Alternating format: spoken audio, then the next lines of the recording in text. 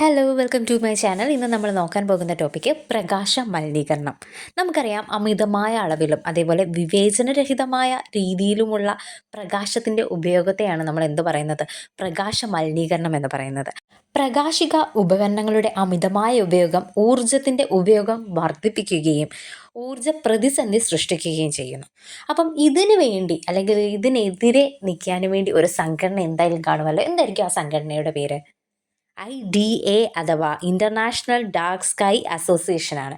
അപ്പം IDA എന്നുള്ള കാര്യം ഓർത്തിരിക്കുക, പ്രകാശവുമായി ബന്ധപ്പെട്ടിട്ടുള്ളതാണ്.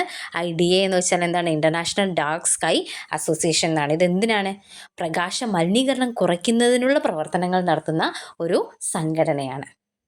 ഏപ്രിൽ മാസത്തിലെ കർത്തവാവ് വരുന്ന ആഴ്ച നമ്മൾ ഇൻ്റർനാഷണൽ ഡാർക്ക് സ്കൈ വീക്കായിട്ട് എല്ലാ വർഷവും ആചരിക്കുന്നുണ്ട്. ഇങ്ങനെ ആചരിക്കുന്നതിൻ്റെ സന്ദേശം എന്തായിരിക്കും? നിങ്ങൾ ചിന്തിച്ചിട്ടുണ്ടോ?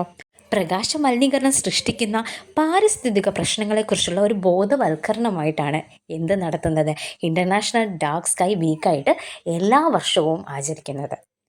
ഇൻ്റർനാഷണൽ ഡാർക്ക് സ്കൈ വീക്ക് എന്ന ആശയത്തിൻ്റെ ഉപജ്ഞാതാവാരായിരിക്കും? അതൊരു വിദ്യാർത്ഥിനിയാണ്. എവിടെയുള്ള?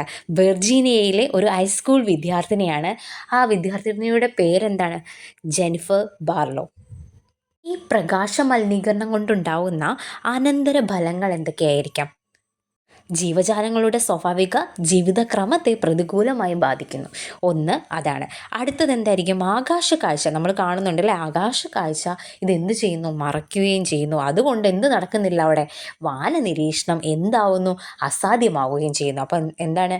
ജീവജാലങ്ങളുടെ സ്വാഭാവിക ജീവിതക്രമത്തെ പ്രതികൂലമായി ബാധിക്കുന്നതിനോടൊപ്പം തന്നെ ആകാശക്കാഴ്ച മറയ്ക്കുന്നു. അതുകൊണ്ട് എന്തുണ്ടാവുന്നു?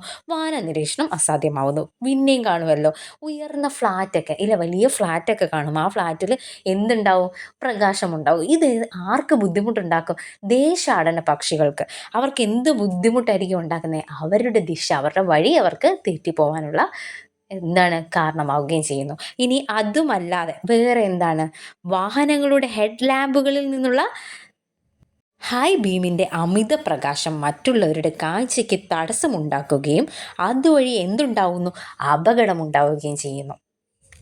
കൂടുതൽ വീഡിയോകൾക്കായി ഈ ചാനൽ സബ്സ്ക്രൈബ് ചെയ്യുക. താങ്ക്